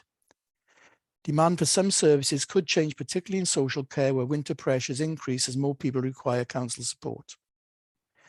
Rising inflation is recognised in our projections, and this continues to change. The council remains under borrowed as we continue to utilise our cash reserves to underpin our cash flow. As we need to increase our borrowing, the cost of doing so will rise as interest rates change. Our approach is regularly updated and explained as part of the quarterly Treasury Management Report, and this has been presented, or will be presented, sorry, to Cabinet tomorrow actually. Minimising the call on reserves this year is essential. The increased level of risk will not diminish over the short term, and we are developing the 23-24 budget in an extremely challenging time. Holding sufficient reserves to cover the continued risk is essential to our financial resilience. In previous years, additional funding has been provided by Welsh Government towards the end of the year. This is unlikely to happen this year, so we must plan and manage our budget without that expectation. The indicative funding allocations for the next 2 years provided by Welsh Government in March are well below the level of inflation and will represent a real-term cut in funding for the Council. The medium-term financial strategy and the assumptions on which the financial resource model is based continues to be reviewed. We continue to plan in a challenging and uncertain time and will update our projections as more information becomes available. Thank you, Chair. Chair, I don't know if the 151 officer would like to add anything to that, but well, thank you very much, David. That was actually an excellent report, and for me, the questions raised in it were answered by yourself as you went through it, and obviously there are some concerns. But yeah, Jane, do you have anything you would like to add? No, I don't think there's anything to add to the report, but happy to support heads of service with any questions. Okay, Wyn, you've got your hand up. Yes, Chair, just to help committee again, I think you need to focus on the Appendix A, which is page 49, and then in Appendix B, pages 57 to 65. Yeah. And if I could just remind the committee that we're concentrating on the items that come under ERC scrutiny. I know, again, this is a finance report on the whole council. So anybody got questions? Well, there we are, David. It looks like you've done an extremely good job there. I mean, I think that the key things, obviously, it's the big figures that stick in your mind, aren't they? Although they're not necessarily the only risk, but those unachievable savings in highways are obviously naturally concerning. And I don't know if highways want to say a bit more about that. Yes, Chair. So these are a number of savings that have been rolled forward for a number of years. Some of it have been impacted by COVID, such as car park income. So we was putting some quite high figures for which we thought were achievable, but then with COVID, it did impact on that. Home school transport, there was a number of areas, and you'll see on the budget sheet that home school is the demand on our service and the ability to achieve it within budget is proven difficult. But essentially, there was a raft of savings that kept rolling forward, and it was getting a bit annoying, really, that we had the budget whilst those specific savings wouldn't been met in those areas. There's other areas within HTR where we've overachieved, for example, on street works income. And I just wanted to basically align those budgets to make it balanced so that moving forward, any savings now that we put up are to be achievable, and hopefully we can get them. But it just seemed a bit odd, you know, that we was having some areas within HTR that were exceeding in terms of profit, and then we had some areas that weren't achieving. So it was just literally just to balance it. So it doesn't change the bottom line, but it was just to make it cleaner. But yeah, sorry, Chair. Yeah, no, that's good for explaining that. Obviously, you've already explained about the highways routine or not routine maintenance and the challenges there of the increased fuel costs for you. Yeah, so Councillor Jeremy, you've got your hand up.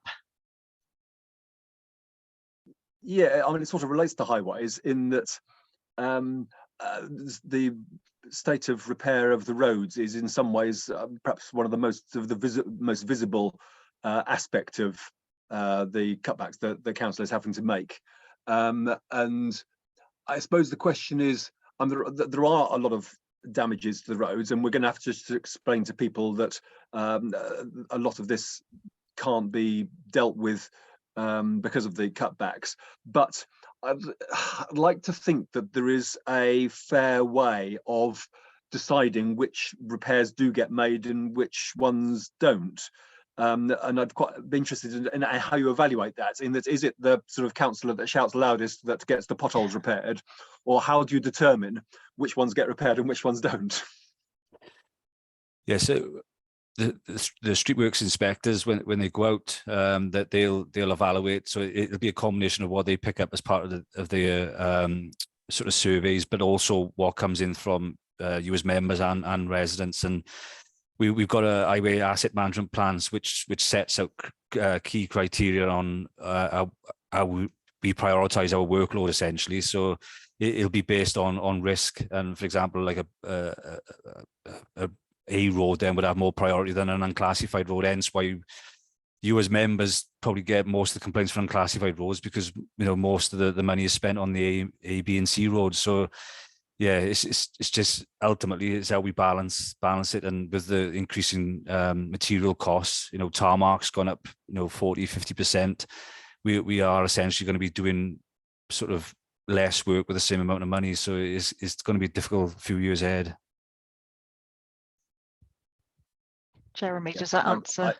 I realise there's no easy answer. It's just one of the issues that's quite difficult to explain to residents sometimes, and it's just need to know that that everyone is treated fairly, I suppose, and that we're doing the best we can. Okay, are there any other questions from the committee on this item of the agenda? Carl, sorry. Hello, Carl. Thank you, Chair. Just a question to Matt again regarding the overspend with household sites, the management. What was the reasoning behind that overspend of 200 odd K there?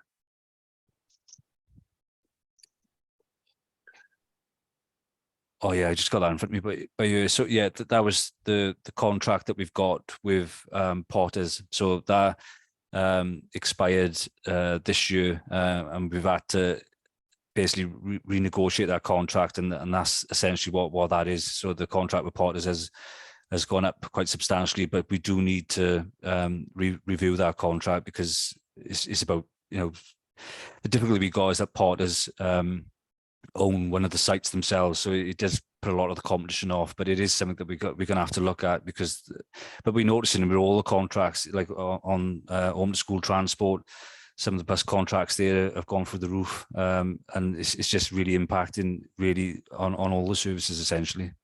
Okay. The other question is, I do get asked quite often, especially this time of year, whether or not Powys County Council Highways Department would be interested in salting maybe an unclassified road that leads to a business, and that business paying for that service to be done. Would Highways be open to that sort of offer?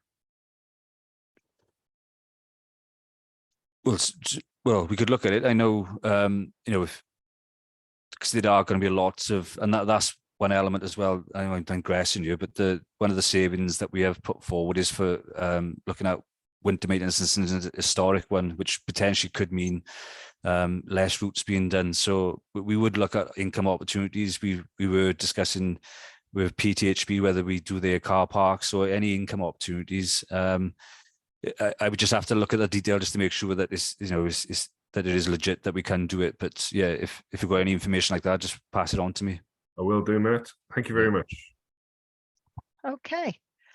Well, David, thank you very much, David and Jane, for that presentation. I think your report answered the questions that it raised itself, and thank you everybody else for your contribution. So we'll move on in the agenda then. So item 5 is the working reports. So we've got the phosphate working group. Jeremy, could I call on you to sort of give an update?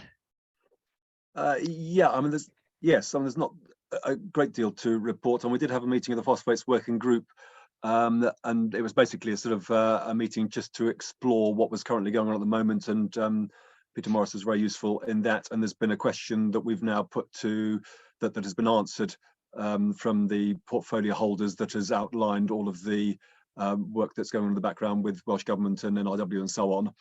I think the probably what's going to happen, well, there was discussions whether the phosphates working group was had a permanent existence, or whether it would become part of a nature emergency working group.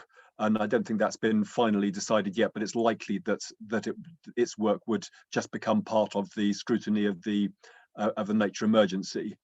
And that's about as far as we've got yet. And there's a lot of discussion going on in the background at the moment about what new working groups might get set up and where this would fit. And that's not been sort of finally decided yet. But at the moment, as I say, the outcome really was that there wasn't much that the council itself and that councillors could do to benefit the phosphate situation, other than give support to Peter Morris and to continue with the engagement with the external bodies, and to emphasise the priority that the council does put on trying to solve this. Thank you for that. Okay, so the next one was the working farms. Sorry, the county farms working group. Did that meet? And I think Councillor Gary. Yeah, thank you, Chair. Yes, it has met. It's formed itself. I have braved taking on the chair's responsibility for that group. In fact, we've met twice now, which is great. And obviously there's a number of councillors on here that are part of that group. In addition to meeting, we've had some conversations with both the leader and portfolio holders, and actually met the finance team as well to sort of get to grips with costs, incomes, expenditures across the farm estate. And we are trying to now sort of set a meeting, possibly December, but let's say January, with the estate manager to get a sort of a more detailed briefing direct from the estate manager to the working group. I guess other things that we have done is we've developed a draft terms of reference that we'll share with this group once it's slightly beyond the draft phase. Just a couple of little tweaks to do, and then Wynn's agreed with Rachel's help, I think, just to put some legal elements to the terms of reference, which would be great. And I guess just for an update here, we're certainly not looking at restricting membership to the best of our ability within this, and we'll certainly be looking at calling in certain officers to specific meetings for a specific reason, so that we're not obviously wasting officers' time, but there will be times where we want to call on officers if we've got specific questions or something that we just want a bit of more of an update on. And I guess, yeah, we're going to come up with some focused work over the next year or so on what we as a working group would like to do in relation not only to the farm estate, but how that then supports the sort of corporate plan and other elements of the council's work. Thank you. Thank you, Gary. That's excellent. Sounds like there's been some really proactive work going on for that group. So that's really good to hear. Thank you very much. And we look forward to having a look at those draft terms of reference when you're ready to present them. Thank you. So the LDP working group. So Chris, I think you've got a short report to tell us where you are with that. You're an observer, yes. I understand. I'm the observer on the LDP, and I've attended 2 meetings of that group, the last being towards the end of November. The closing date for candidate sites, because that's what we're trying to identify, or the LDP is trying to identify, is the 13th of December. There's need to encourage from members to encourage potential candidate sites to come forward. The officers from the department have been supporting some of the applicants with one-to-one meetings because of the change of the methodology being used. And so far, 10 sites have come forward and been identified, but more work is required here. So further advertisement was going to be planned, and just to point out that previous candidate sites are not automatically put on to the new LDP. They have to reapply again, and that was a part of that process. A lot of discussion at the last meeting took place around the vision and some of the key issues within the revised LDP, and this required some further work. So there was a meeting planned for today, I believe, of doing some visionary work around that and trying to actually link it in to some of the new philosophy behind the visions moving forward. So I'll wait to see some of the commentary on that, and then obviously passing comments accordingly. And that's my report, Chair. Thank you very much, Chris. Again, it sounds like a lot is going on there. Yeah, anybody? Oh, Carl, you've got your hand up. You've got some questions. Yeah, the man I wanted to ask the question, he's just put his hand up also. So I was going to ask the question is Councillor Jake here, but he is. So I'll leave it there, Chair. Thank you. Good morning, Jake. Over to you. I was just going to say that. I mean, Chris, thank you. There was actually a meeting last Friday. So we had a further update, Chris, on Friday in respect of sites, and we've got many more sites coming forward at the moment. We did advertise again, as was suggested in Chris's summary, and we do have a session today at 2 o'clock in the canteen looking at visioning work with a facilitator in to help us start looking afresh at the plan. So we've done some of the technical work. We did some more technical work around impact assessments on Friday, and today hopefully we'll start some of the fun forward visioning work. I don't know whether Carl had a question. Carl, did you have a question on, or does that? I was just really, Jake, around the deadlines. Really, I have a number of people in my ward who would like to put candidate sites forward, and just the timescale's a little bit tight. And I was just wondering whether or not you, Peter, and Gwilym were looking potentially at extending that time for candidate sites now. No, we're not looking to do that. I think once you start extending, then it takes pressure off people to actually do it. I realise that majority will be coming through the agents, but we did give lots of prior warning of the consultation, and agents actually, applications are now coming through thick and fast. So yes, I know the deadline is closing in, but it would be great if people can meet that deadline. Just a follow-up question, Chair, through you to Councillor Jake. How many sites do you expect to have now? Obviously, you mentioned 10 there, but a bit of work needed doing on those 10. With the agents coming through now, what do you envisage your total going to be of candidate sites throughout Powys? I think we had 90 or so on Friday, and you know, we will get a whole range of sites coming through, and indeed sites of our own. As so the property team I know are looking to put sites in on land that they believe might be suitable for development. And of course, this is a whole range of things, not just housing. It'll be employment land, public open space, amenity land, etc. So it's a range of things, and that then will trigger a dialogue around the suitability of sites. We had part of the messaging that we are trying to put out is in respect of phosphates, because of the problem there, and saying, look, you know, we will work through those issues.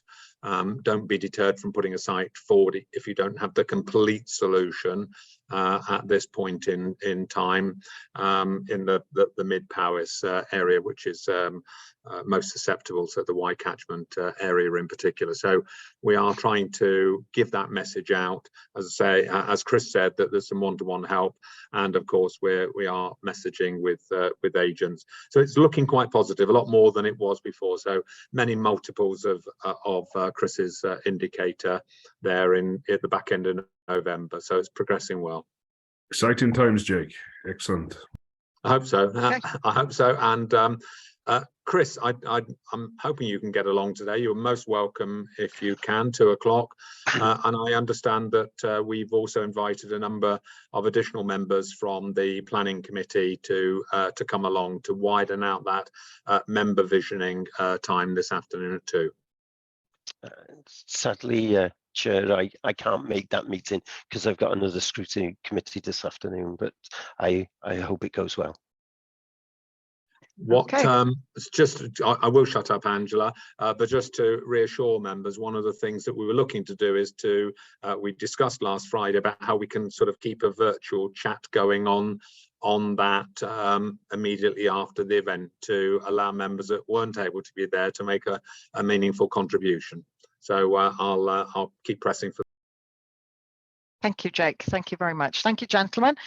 Okay, so the next item on our agenda, item 6, we are cracking on now. The time, I think the meeting, Win, is due to finish at 12, but are we able to run over? Because I think we really do need to give a little bit of attention to the Shared Prosperity Fund, which is item 7. It should be fine, Chair. Thank you very much. So the work programme actually is populated for the 2 meetings in January anyway, so we can discuss further agenda items a little bit later on in the year. So let's move on to item 7, which is the Shared Prosperity Fund. And I believe Councillor David Selby is going to present this to us. David, over to you. Thank you, Chair. I've got Diane with me on the call who will be able to answer detail, but just the background. Obviously, we've discussed at Scrutiny Shared Prosperity Fund before, the UK government scheme to provide investment into the region. So it can be classified as a good news report in general terms. The bad news is it's taken a long time to get to this particular stage. We originally expected an answer on the go-ahead for the fund at the end of October. Powys Council, or rather the region people, Ceredigion, were informed last Monday in writing that our regional investment plan had been confirmed. What that means is that we can now move on. And one of the issues obviously giving us some concern is that some of the money is meant to be is allocated for year 1. We're already well over halfway through year 1. So that is a particular issue. What this report is about is in 2 sections. One, the public section, talking about the structure of the allocation of funds that we led by Ceredigion, but we as a council have control over the allocation in Powys, and the structure there is set down clearly, and again Diane can go through the detail of that. The second part of the report in private is the discussion about what organisations should be represented on the regional panel that will do a lot of the work, and equally the questions that we would ask of applicants and the selection criteria are in that particular report. So we'd take it in 2 stages. So if I just stop there and ask if there's any questions, or if anybody wants any more detail from Diane about the process that we're going to follow as of now.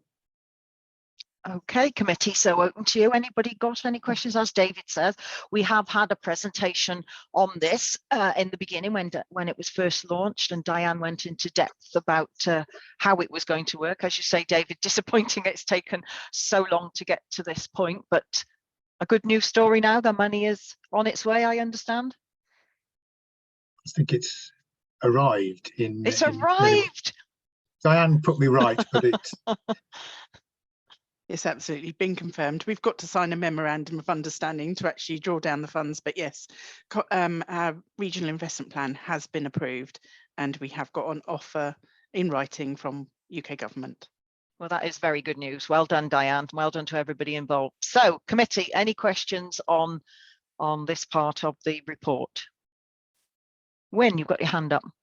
Just to remind committee, can we please stick to questions only on pages 69 to 126 in this section, please? Okay, well, no questions so far. Diane, what would you like to tell us about it? Okay, thank you, Chair. So the UK Share Prosperity Fund sets out £2.7 million worth of spend this year. Obviously, that's a tight timeline, and until we had confirmation of the funding, we couldn't go out for a call for applications. So us, along with many other local authorities, are looking at ways that we can invest in those investment themes through work that was already underway. So and then enabling a roll forward of funds to next year of anything available if UK government confirm that we can do that. So we'll be looking to roll funds forward to next year as much as possible. Obviously, we've tried to engage with everybody, let everybody know about the process, and the investment plan that's attached is an information piece really to help everybody become aware of what's in the Shared Prosperity Fund, what investment opportunities there are, and to really encourage everybody to share as far as possible with everybody that investment plan, which really sets the groundwork for people then being able to apply for funding for any projects that people think matches those criteria. So it gives them all the key documents and links to information and sets out what our priorities are. So I'm hoping that'll be a really informative piece for everybody to use. Thank you, Diane. So Diane, can I check? So you were, there was a big question about whether you would be allowed to roll over year one money into year two. So you've had that confirmed? Verbally, there was a nod that we should be able to, but we're still awaiting that to become in writing, I'm afraid. So okay. Not finalised. Yeah, because you're left with quite a short time span for year one projects now. Yeah. Okay, Councillor Gary, you have a question.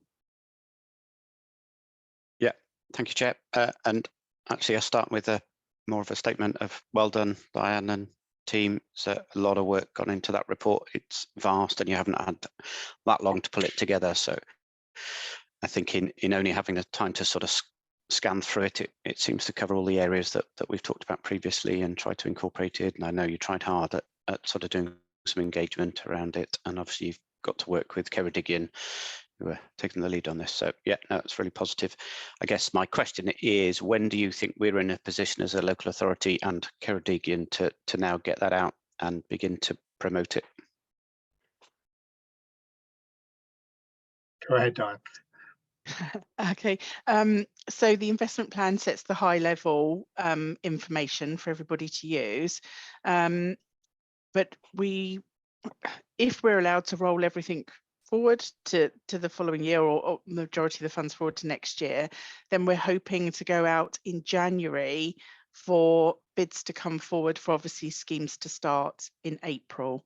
But it does depend on how many schemes we get through and how quickly we can get the panel set up to assess and to do all of that assessment work. So it might be, what we're considering at the moment is whether we go for specific investment topics and do them kind of one at a time, or whether people would have projects that would go across more than one investment project. So we're trying to consider that at the moment. Obviously, whatever we do has to be pushed out regionally, because it is a regional investment plan. So we're working closely with our colleagues in Ceredigion. Yeah, I wonder, I'm conscious of, as is ever the problem with these monies that come to us late, letting things slip too far. Is there a reason that we can't promote the plan effectively without needing to wait for the actual application form and just put a big statement that says, look, we're just reviewing which finances are available in which year, apply in the new year? I just think that's a big document to get out to people, to have time to digest, to react to the need for applications coming in, and we could then, with Ceredigion, do that other bit a month or two later. I don't think that's the end of the world, but if we try and push it all out at the same time, you're then expecting people to read a very large document and begin to complete the applications in a shorter time frame. Is there a reason why we can't promote the plan? None at all, and I think Councillor David has signed off the communications on that this morning, so we will be coming out. Thanks for asking that one, Gary. Well, that is good news. That's great. That's really positive. Thank you. Yeah, thank you, Gary. Councillor Jeremy. Thanks very much. Do you have a guideline or target or whatever for how much of this you think will be spent on sort of internal council projects and how much will be sort of made available for applications outside of the council? For year one, we've looked at how we can meet our investment priorities with council projects, obviously because we had no commitment for the funding. So any projects that were kicked off were done so at risk. So that risk was held internally by the council. So those are the only projects. After that, all projects, whether they be internal or external, will be considered by a local panel that's made up of representatives. So there won't be a given figure for internal or external. They will all be open for. What do you mean by local panel? Can you expand on that just slightly? I think that's in our closed meeting for the next piece. So I will absolutely confer, but the requirements of a local panel are set out in the UK government prospectus, which is available to everybody online. And so we're working within the guidelines of UK government for a local panel, which has a mixture of community companies, community organisations, and delivery partners such as NRW or PAVO, those kinds of groups. But yeah, there are suggestions from the UK government as to the makeup of that local panel. Thanks. Does that answer your question? Yeah. Yeah, that's fine. Thanks. Excellent. Okay, Nigel, you'd like to come in there. Yeah, very quickly as ever. Just to emphasise what Diane was saying there, it's all about the quality of the project, really. And we've Diane and the team have got a very good record of working with a whole range of different partners, from third sector to more formal organisations, as national organisations as well. So, yeah, look forward to having the difficult task of selecting projects going forward, Chair. I'll say no more. Yes, let's hope we get a broad range of different things to choose from. Yeah. Okay, if there's no further questions on this section, shall we move to section 7.2? But this is confidential, Wyn. We're in your hands now. Sorry, Chair. This is the element the committee needs to resolve, that we go into confidential session for the next elements of reports, at which point can we just pause for a second while we'll say farewell to members of the public attending. We'll then go into the confidential session. We can carry on and just complete the last part, Chair. So if the committee would pass the resolution, and you can do this by silence or by show of hands in the dismiss box, whichever you prefer. Okay, well, we'll go by a silent vote. Unless anybody has any objection, we will go into silent meeting. So we'll give a sort of count of 5 in our heads, and if nobody shows any indication otherwise, we'll close this part of the meeting down, and thank all members of the public for joining us today. I can see the member of the public has just left, but actually